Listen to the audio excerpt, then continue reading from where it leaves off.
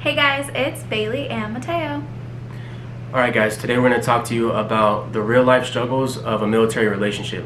Okay, we're going to share with you our experiences that we've had throughout my military career, obstacles that we've had to overcome, like trying to maintain a long distance relationship, whether that be while I was on a 9-month rotation or whether I'm away for weeks to even months at a time for training.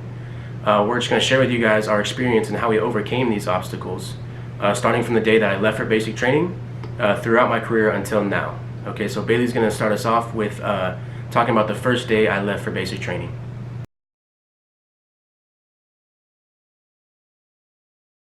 Before Bailey starts to talk about the first day that I left for basic training, I just want to say, if you're one of the people who's watching this video and maybe your spouse, your boyfriend, your girlfriend is thinking about joining the military and you don't know what the life is going to be like, maybe you yourself is thinking about joining the military, I hope that our story can help you with your experience. I hope that you understand that long distance relationship is tough, but it's not impossible. And with the military, there might be long periods of time where you guys are apart from each other, but just understand that eventually your soldier will come home, and you guys will be reunited. So if you are one of the people whose spouse is going to be in the military, or you yourself, like I said, I hope our story helps you along. And if you're not one of those people, I just hope that you enjoy our story. Okay guys, I'm going to start from the very beginning. So Mateo left in July of 2017. Yeah, 2017. So altogether through his military career, we've done 2 years long distance, which definitely was super duper hard. It was not easy whatsoever, but we got through it and we're now married and we are living together. So that is awesome. So I'm going to start from when he first left up until now. So when he first left, we didn't really get to say any goodbyes. Not very formal. Yeah, not really formal at all. And we didn't know we were going to be able to get to see each other, when we were going to get to see each other again. And we were super blessed, and we were actually able to see each other the very next day. Me and his family drove up to Sacramento because he was at MEPS and he was swearing in, and we got to be a part of that, and we got to watch him swear in. And after he swore in, we got about 5 minutes, I think, probably less than that, to re-say goodbye. Yeah. Really fast. It was like a good hug and go. And at that moment, that's when the long distance started. That is when the long distance started. Yeah. So, of course, after that, I went home and I bawled my eyes out for a good couple days. The day he was leaving to go to Georgia, I was leaving to go to Washington for a couple weeks. So my family had tried planning that so I would be distracted and stuff, but it wasn't very distracting. So as soon as that moment happened, I had no contact with him whatsoever. He got his phone taken, and I didn't know when I was going to be able to hear from him again. I think about a week later, I got about a 30-second phone call from him. I think it was maybe less than that. It was so quick. And I remember I was in American Eagle shopping, and I was in Washington, and I'm looking through the clothes, and I feel like my phone buzzing, so I pick it up, and it's Mateo, and I was like, oh my god. And I get on the phone, and he says this super scripted thing, and then at the very end he's like, I love you baby, bye. And he hangs up, and I was just like, oh my god. And I just started bawling my eyes out in front of everybody in the store. Super embarrassing. But yeah, it wasn't he got to sit there on the phone and be like, okay, this is what's happening, I'll call you in a couple weeks, I'm in red phase or anything, it was just very strict. He had to say exactly what they told him to say, and then at the very end he got to throw in a little I love you. Yeah. And so in your first phone call, so you go to MEPS, and then a week in, you get your 30-second phone call, and they give you a little card that you have to read off, saying hi, I'm okay, I love you, and that's basically it. Yeah. Maybe a 30-second phone call.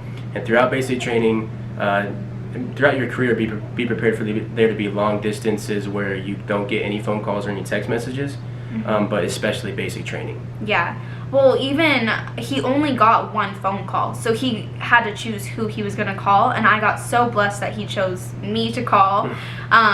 But yeah, I had to like call his mom, and I was like, he just called me and everything. So yeah, I was super blessed that he chose to call me. But that from there, I had no experience with with anybody going into the military. So I had no idea how it worked or when I was going to get to hear from him again. So I kept my phone on me constantly. I constantly had my phone on me. I was constantly texting his phone and checking my phone, because I was like, oh, well, he got a 30-second phone call. Maybe he's going to get one like every week, or, you know, no, he doesn't. Yeah. So I think, that's red phase, right? That was red phase. So there's 3 phases in basic training. There's red phase, like white phase and blue phase. And through all of the phases, you don't get your phone except like one 30-second phone call. Maybe like the last phase, you might get like a 5-minute phone call, if the drill sergeants are feeling nice, you know. So throughout like a 16-week period, you're not really getting any contact except very short phone calls, and you can write letters. Yeah, letters. I wrote him every single day. Every single day I was like putting letters out in the mail. I had them like, I had day 1, day 2, day 3, you know, like written on the letter, so he knew like what letter went to what day and stuff. But even then, they don't get the letters like right away. So I didn't know he wasn't getting my letters, and I was like all sad, and I was like, why isn't he responding to me? But it was because he wasn't able to read my letters yet. No, they would only give us mail like once every 2 weeks, and so I would get like 6 letters at one time. And then if I had time to write that night, I would write. Sometimes you don't even have time to like brush your teeth or shave your face. Like, you just have to, there's very little time in basic training a lot of times, so you have to make priority, and like you have to shave, or else the drill sergeants will be screaming at you. And so of course I'm thinking about my wife at the time. At the time we were just dating. Of course I was thinking about her, and I was trying to write her every second I could. Sometimes I would have to like write like one paragraph and then stuff the notebook in my pocket. When I had a second chance, I'd write another paragraph. Yeah. So even though I have letters where it's like in different pens. Yeah. And it's like 5 different takes. Yeah. And they're on little tiny pieces of paper. Yeah. So I definitely wouldn't expect a letter every day. Maybe once or twice a week is probably more realistic. Yeah. Yeah. And I was in California, and he was at Fort Benning, Georgia. Yeah. So also the mail took a while to get to the places too. Right. So he was actually, I was able to go with his mom to his graduation, or was it graduation? No, it wasn't graduation. It was family day. Right. So it's like a family day is like a few days or like maybe a week before graduation. Family can come down and hang out for like half a day. Super quick. It feels like 5 minutes. But it's so worth it. Like, if you can go to family day, go to family day. Yeah. Like, just seeing him for those like couple hours, it like is amazing. Right. So but actually when me and his mom were leaving, the day we were leaving to go to family day, we got a call from him, and he was like, hey, I'm in the hospital, or whatever it's called. What is it called? It's called sick call. It's a clinic, call. hospital, whatever. Yeah. And he was like, I have mono, and they're not going to allow me to finish basic training. And I was like, what does that mean and everything? And he was like, okay, well, that means that you're going to come for family day, and I'm going to go home with you, and I'm going to come back to basic training in, I think it was like 2 weeks. Yeah. So he had to restart all over again. And that was challenging. Yeah, after we had just done months of long distance. And that was like crushing. That was horrible, because we had just gotten to the point where he was able to call more, he was getting text messages, he could text more, you know, and we got to the point where it was like, okay, this is almost over, and we're going to be able to have full contact again, you know. And it was horrible. Yeah. Yeah. The only plus side to that was he did get to come home for 2 weeks. But I had to restart all of basic training. Yeah, so really, it was not worth it. So obviously a normal soldier's experience is to go through basic training, or if you're a combat MOS, you go through OSET, which is 16 weeks. And then after 16 weeks, you graduate and you go to your duty post, and then you got a lot more freedoms. You can call. You have your phone whenever you want to. You can call FaceTime every day. Mm-hmm. But so I went through week 1 to 16, or like 15 and a half, and then I caught mono, got super sick, so I couldn't finish, and so I had to start from week 15 and a half, almost 16, all the way back to day 0. So Yeah. for us in particular, it was even harder than what most people have to go through, because we had to do basic training twice. I had to do basic training twice, but I say we because when you have a boyfriend, girlfriend, or spouse, like, they go through it with you, right? So even though they're not sitting there or standing there with you getting screamed at by drill sergeants and stuff, they're going through it with you because they're sitting at home waiting for a phone call or waiting for a letter. So I say that we had to do basic training all over again, which was challenging. So challenging, yeah. So again, we had to go through the no phone calls, the no texting, really not very many letters. We had to go through that again. So we went through that twice, and we finally got to graduation. And my brother Cody was super, super sweet, and he flew all the way to Georgia with me to go to Mateo's graduation. And we thought we were gonna have like 2 or 3 days with him in between, right? It was like 2 or 3 days that we were supposed to have, and we had like a Airbnb that we were staying at, and we had all these activities planned. And the day he graduates, they tell him that he's getting on the plane in a couple hours and he's leaving. Yeah. So that was crushing again. Right. So like nothing in the military is gonna be set in stone. Right. Like ever. Like, and I was just gonna say that to follow off what she said, nothing in the military is gonna be like expected, or little to nothing. Is that expect the unexpected pretty much. Yeah. So like, even though they told me I would have a few days to hang out with Bailey, to spend time with my family and stuff, that wasn't the case. I got orders, super quick orders, to go to my duty station, and so I only had a couple hours with her, which was obviously crushing. After doing basic training twice, I thought I would finally have a few days to spend with Bailey, but they told me, hey, my drill sergeant ended up calling me and said, you need to come back right now because you have orders. You gotta get on the bus to go to the airport in like 2 hours. So I had to run back, say goodbye again for like, I don't know how many times we had to say goodbye again, and then I had to hop on the bus. And this was on our 3-year anniversary, right? Too. So like it was even more crushing because I was like super excited because I was like, oh my god, we get to spend our anniversary together. Mm-hmm. No, didn't happen. So yeah, it was a very, very, very quick thing again where it was like, okay, love you, bye, and he got on the bus. Yeah. And it was only from his group, there was only a couple guys that got chosen to leave that quick, and of course Mateo was It's always chosen. going to be you or your spouse. It's horrible. So he automatically left and went straight to Fort Riley, Kansas. And by then I had just spent hundreds of dollars going to see him in Georgia, so I didn't have the money to go see him automatically in Kansas. So from there, we did 6 months again with not seeing each other. And we had to wait until he had enough leave dates to come home in the summer to come visit. And those 6 months were probably like the longest months of my life. Yeah. So long. I would say like the phone, when you're in a long distance relationship, is your best friend. Literally, I don't know what I would do without a telephone. Like a cell phone, like FaceTime dates. Those are amazing. Like we used to like watch movies together. On FaceTime. On FaceTime. So I would be on FaceTime with him, but I would turn the phone around to face like my laptop, and he would watch the movie from like my phone type thing. But yeah, just finding those little things to like spend time together like makes the relationship, you know? And it can't be one-sided. You have to have both sides of the relationship putting 100% into it. Right. So, and also, when you get done with basic training and you go to your duty station, and you're not married, so if you have like a boyfriend or girlfriend, they're not going to come and live with you. Obviously, you have to live in the barracks. If you're married, you and your spouse will go to the duty station together. You guys will get a house together, and you guys will live together. But if you're not, if you just have a boyfriend or a girlfriend that's just graduated from basic training, still expect the long distance relationship to happen until your soldier or you either get leave days or you guys get married, and then you guys can move in. So in this case, we weren't married yet. So like she said, we did the 6-month long distance before I could finally get enough leave days to come home.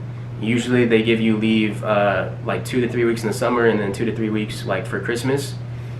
So yeah, after you graduate basic training, still expect to go through that phase of that long distance relationship phase.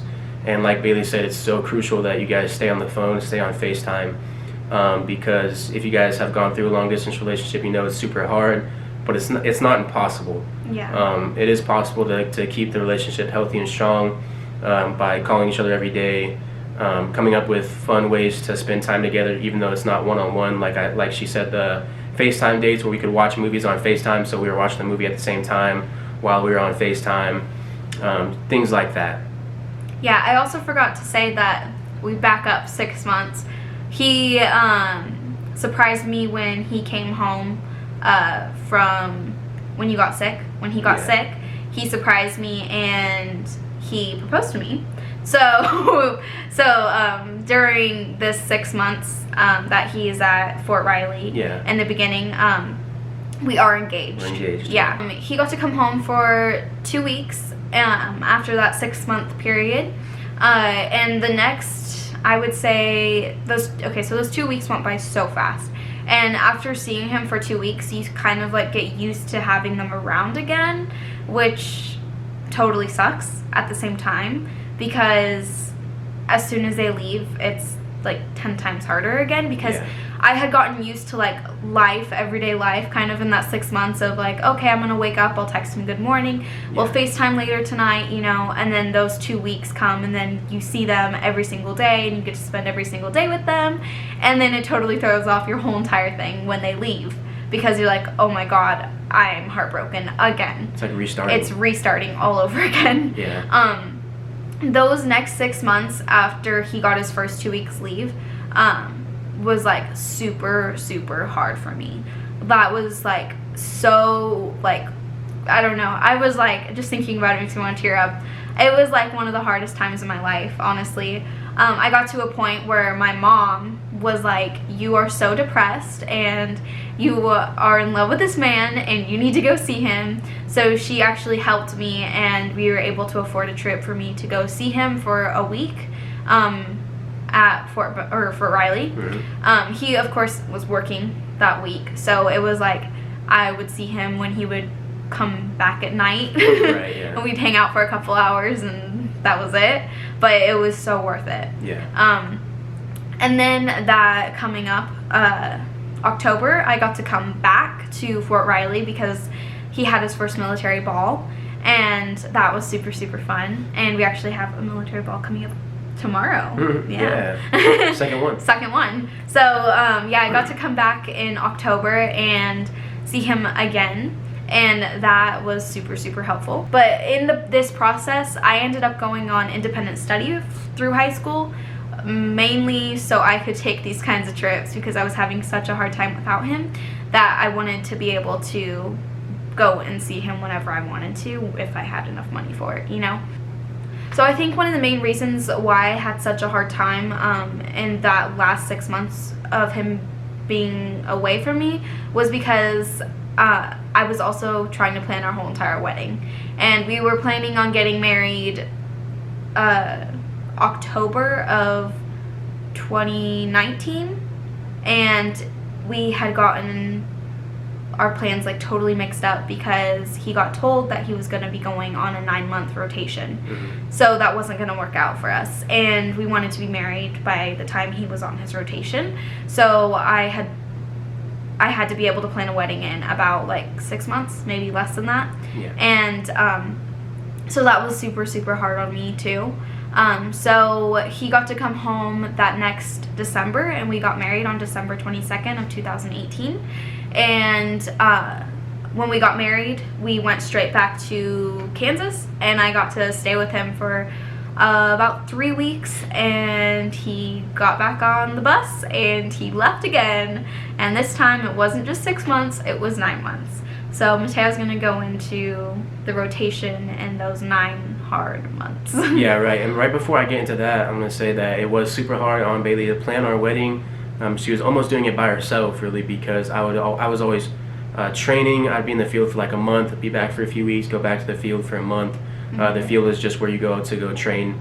And if you do have your phone, they either take your phone, or if they don't, you have to like, you can barely use it. Yeah. And so very little communication when we were training. So it'd be like a month on, 2 weeks on, a month on. So during this time is when we were engaged. Bailey had to plan almost the whole wedding by herself, which was super stressful on her. So just know if that you're in that engaged phase that you might not get a lot of help from your spouse while they're in the military. Just you kind of have to be very dependent on yourself and less dependent on your spouse or your fiance.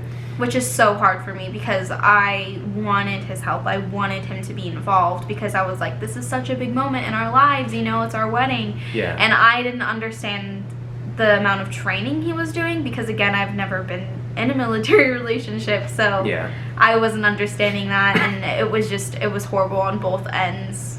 But we got it figured out. We Yeah. worked it out, and we got married. So It's just staying in the communication and talking to each Yeah. other and getting over like any arguments or any struggles that you have with not being able to communicate when you can communicate. Just make sure it's healthy communication. You guys are talking to each other, and it might sound cliche, but like express your feelings to each other and just understand the other person's point of view. yeah. Okay, so after we got married in December, January, so the very next month is when I went on rotation. I went on a European rotation. We went to Germany, and we went to Poland, and then we went to Germany. So it was a 9-month rotation, and then during this time, obviously the training didn't slow down from when we were in the States. Lots of training, a lot of time where we couldn't be on the phone, we couldn't FaceTime. But there were times where we could FaceTime, we could still write letters, so it was almost back to basic training, but a little bit less extreme. I did have my phone most of the time, but the cellular connection there sucks. right, yeah, so Like, I could never get a hold of him. We could barely FaceTime. We could barely call. Our text would never fully go through, so it was like Snapchat. We had to live off Snapchat. So basically, yeah, the point is that the communication barrier is still going to be very much there when you're on deployment, just like or rotation, just like if you're in basic training, just a little bit less extreme. And so the 9-month rotation was probably the hardest time in my life, if not one of the hardest times, because it was the longest time that I had been without my wife. Now she was my wife. We had been together for about 4 years at that point, and throughout the whole 4-year relationship, that 9-month rotation was the longest that we were ever apart. And so it was really hard. It was almost even harder than basic training, even though we had like the FaceTime and stuff. Just 9 months of being apart is super tough on any relationship. Yeah. But it can also build a relationship. So a relationship that has turmoil can become stronger, just as long as the communication is there and you guys overcome the barriers that you guys will face, like being away for so long. Just understand that eventually the deployment's going to come to an end. Eventually the rotation is going to come to an end. Or if you're on a really long training cycle, you're in the field for like 6 weeks, up to 2 months. Just understand that it will come to an end, and that you guys will be able to see each other again. So just stay strong. Like I said, long distance relationships are hard, but not impossible. So if you guys stay faithful in each other, stay loyal, and keep up the communication, then you guys will get through it. So throughout the 9-month rotation, I was constantly in the field. I was constantly training. Like I said, we were writing letters and FaceTiming when we could. But it was definitely the hardest 9 months of my life. Nothing to be really said about the 9-month rotation as far as our relationship goes, other than trying to communicate as much as we possibly could, as much as the Army would let me. And so after the 9-month rotation, I came home. We got to see each other again finally, which was like one of the best days of my life, probably second to my wedding. Seeing each other again, and the thing about seeing each other again after like being away from 9 months is like your voice might change a little bit. That's what we always say. Your face might mature like a little bit. You know what I mean? You might have like a different haircut, whatever. You're gonna look and like sound a little bit different, and so it's like whoa. Especially from like hearing his voice just over the phone for 9 months, right? And then hearing his voice in person. Yeah. So weird. I was like, what the heck? Yeah, is this person even married? Yeah. Yeah. Yeah. Those 9 months were again really hard on me. I'm very dependent on Mateo, which is hard being in a military relationship, but I was also finishing up high school. I was graduating. I was working, and I just wanted my husband home, you know. So, and it was really hard not to have that constant communication. So it was. I definitely put him through some hard times with that 9-month But we deployment, got through it. but we got through it. And so now we've just talked to you guys about all the hard times that we've been through. But now, how long have I been back home from? You came back in October, so October, November, December, January, so about like 4 months. So we got to move in together, and we've been living together for 4 months now. Yeah. And I feel like we've finally gotten over the hardest part of the military relationship. Of course, the Army's always going to throw more training at you. It's always going to throw more if you stay in, it's going to throw more deployments at you, more rotations. But I'm happy to say that we finally got through our first rotation, and now we get to live together, and the training cycle has slowed down for now. It's always going to pick back up again. You can always expect to get right back into the aggressive training cycle and being away from your spouse for a significant amount of time. But usually right after rotation or deployment, they give you a little bit of a break for a few months. And so we finally got to live the married life that we've been wanting to live, seeing each other every day, which has been incredible. It's super amazing. And so the whole point of us telling you our story is that if you're not looking to go in the military, or if your spouse isn't, we hope that you just enjoy our story. But if you are one of those people who has a spouse or has a boyfriend or girlfriend, or you yourself are going in the military, just understand that it's going to be a long distance relationship for a long time. But it's going to come to an end eventually. You guys will get to see each other again, whether you're a soldier or you go on leave, whether you guys get married and move in together. Just understand that the long distance thing will not be forever.